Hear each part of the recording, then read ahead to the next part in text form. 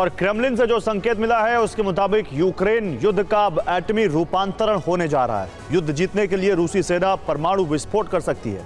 परमाणु विनाश का खतरा तब मंडराने लगा जब रूस के अंदर एटमी हमले की मांग जोर पकड़ने लगी।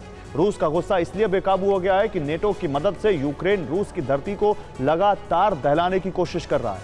तो सवाल यही है, क्या पुतिन सेना इसी महीने यूक्रेन समेत यूरोप के कई देशों को परमाणु अग्नि से जलाने जा रही है?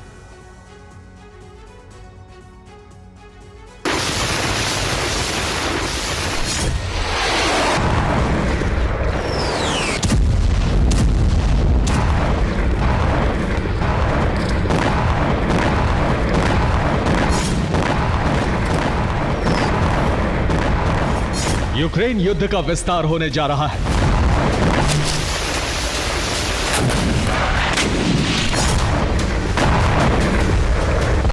यह युद्ध महायुद्ध में बदलने जा रहा है।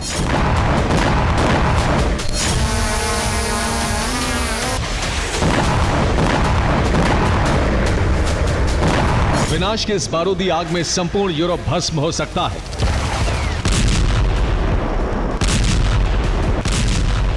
यूरोप में नेटो के कई देशों पर वज्रपात की आशंका बढ़ गई है।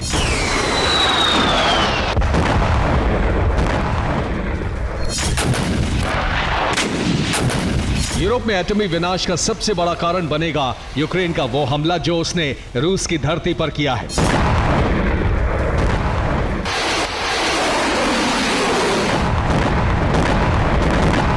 अमेरिका से अनुमति मिलने के बाद यूक्रेन रूस की धरती पर अटैकम्स और स्टॉर्म शैडो मिसाइलों से हमले कर रहा है।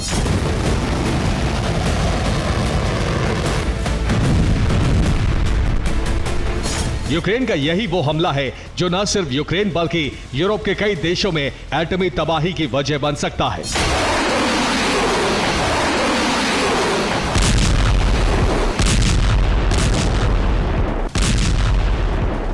पुतिन के समर्थक और परमाणु हमले के पक्षधर कॉन्स्टेंटिन मोलोफेयेव ने कहा है कि इस वक्त दुनिया परमाणु युद्ध के मुहाने पर खड़ी है। रूस सिर्फ एक परमाणु धमाके से युद्ध खत्म कर सकता है।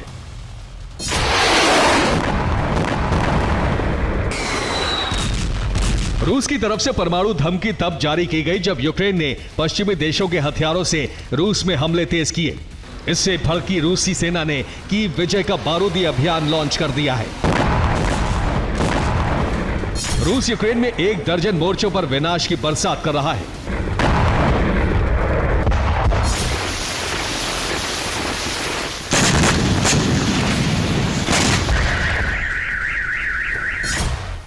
कोपियांस्क में रूस ने ड्रोन हमला कर यूक्रेन के हथियार डिपो को तबाह कर दिया।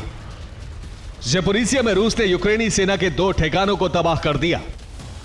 ज़ेपोरिजिया में न सिर्फ यूक्रेन के ठिकाने तबाह किए बल्कि रूस ने एक इलाके को अपने कंट्रोल में ले लिया। खार्किव में भीषण हमला करते हुए रूस ने एक शहर पर कब्जा कर लिया। डोनेट्स्क में रूसी सेना ने 4 इलाकों में बड़ी बढ़त बना ली है। कुर्स्क में भी रूसी सेना ने यूक्रेन की एक टुकड़ी को खत्म कर दिया।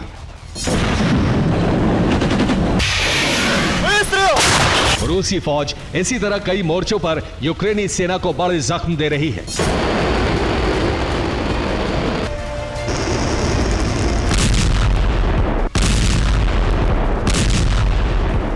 रूसी सेना आसमान से मिसाइलों और ड्रोन की बरसात कर रही है। नीचे रूस की पैदल सेना यूक्रेन की जमीनों पर कब्जा करते हुए तेजी से कीव की तरफ बढ़ रही है।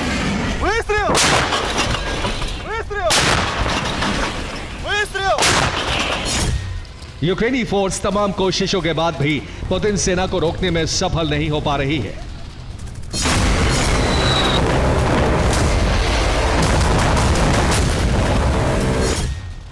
यूक्रेन के पास हथियारों की कमी है, लिहाजा ज़ेलेंस्की ने मिसाइल प्रोडक्शन बढ़ाने का फैसला किया है। इसके साथ ही ज़ेलेंस्की ने नेटो देशों से 20 एयर डिफेंस सिस्टम की मांग की है।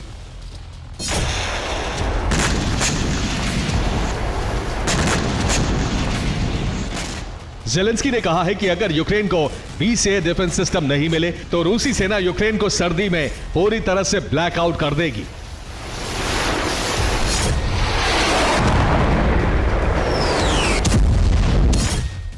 पुतिन की औरष्टिक धमकी के बाद नेटो देश भी सहमे हुए हैं।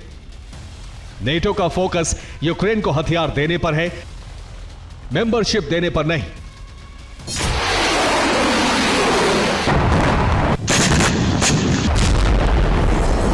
इस बीच नेटो ने ज़ेलेंस्की और उनकी सेना के लिए नया संदेश जारी किया है।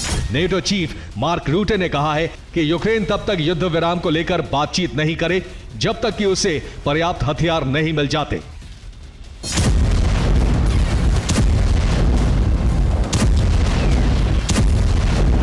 जाहिर है नेटो युद्ध खत्म करने के पक्ष में नहीं है।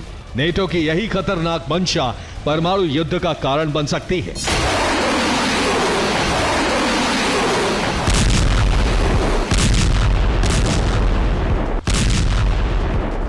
Bureau report, TV9 Bharatvarsh.